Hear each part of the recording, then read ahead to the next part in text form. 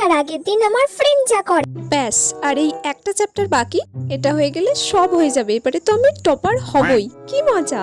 পরীক্ষার আগের দিন আমি যা করি। এটা সিলেবাসটা কি ছিল? সঞ্চিতাকে একবার ফোন করি। হ্যালো সঞ্চিতা, বলছি আমাদের যে সাবজেক্টটার পরীক্ষা আছে না, সেটা সিলেবাসটা একটু বল না রে। হ্যাঁ হ্যাঁ, ডাক দিচ্ছি, বল।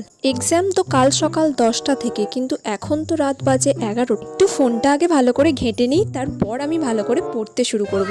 It's too funny. এটা কি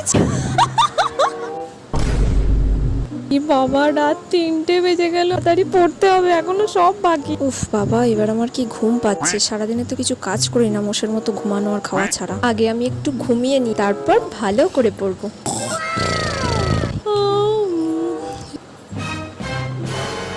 ই বাবা, আমার তো আজ এক্সাম।